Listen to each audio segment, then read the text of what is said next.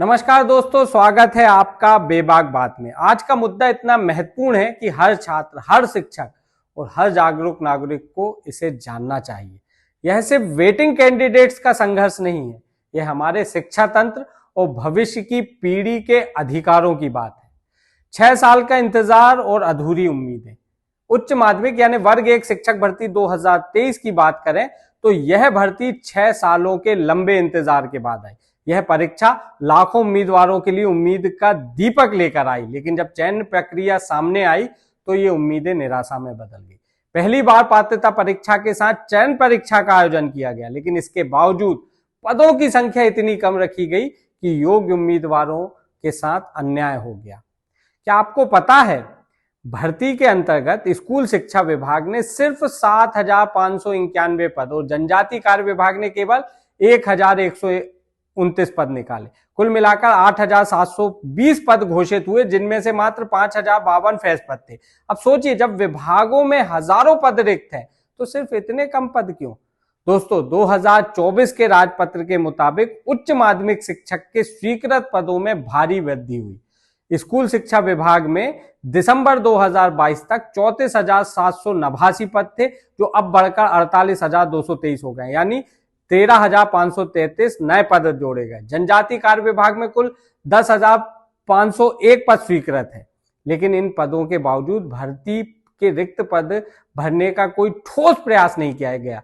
यह शिक्षा व्यवस्था के साथ मजाक है। सवाल यह है कि शिक्षक नहीं है तो पढ़ाई कैसे होगी? क्या आप जानते हैं, जनजातीय और ग्रामीण क्षेत्रों के कई स्कूलों में विषयवार नियमित शिक्षक ही नहीं है। इसका सीधा असर 10वीं और 12वीं के परिणामों पर पड़ता है। पिछले साल के बोर्ड के रिजल्ट हमारे सामने हैं कि कैसे मध्य प्रदेश बोर्ड परीक्षाओं के रिजल्ट में देश में 20वें पायदान पर लुढ़क गया है। कोरोना महामारी ने पहले ही बच्चों की शिक्षा को बर्बाद कर दिया था और अब यह कमी उनके भविष्य को और अधिक नुकसान पहुंचा रही है। सरकार की ओर से शिक्षक शेयरिंग और अतिथि जैसी व्यवस्था चल रही है, लेकिन इसका मतलब है एक शिक्षक को कई स्कूलों में पढ़ाने की जिम्मेदारी, जो शिक्षक शेयरिंग की हम बात कर रहे हैं। लेकिन सोचिए, क्या यह अस्थायी समाधान पर्याप्त है? क्या ये योग्य वेटिंग उम्मीदवारों के साथ धोखा नहीं है? वेटिंग कैंडिडेट्स यानी वेटिंग शिक्षक केवल न्याय की मांग कर रहे हैं।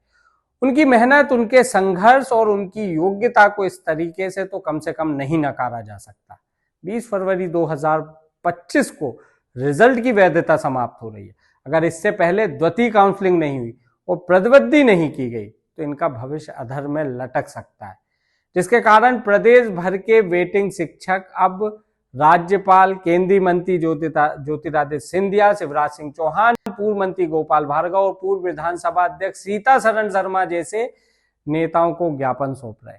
वेटिंग शिक्षकों की मुख्य मांग है कि भर्ती में 20,000 पदों की तत्काल वृद्धि की जाए और द्वितीय काउंसलिंग का आयोजन जल्द से जल्द शुरू हो।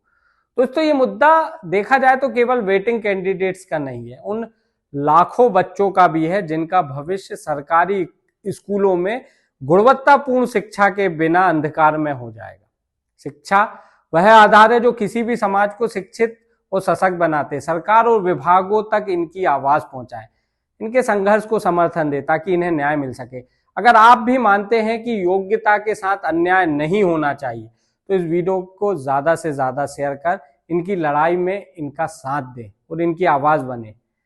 याद रखिए, शिक्षा व्यवस्था सुधरेगी तभी समाज आगे बढ़ेगा। धन्यवाद।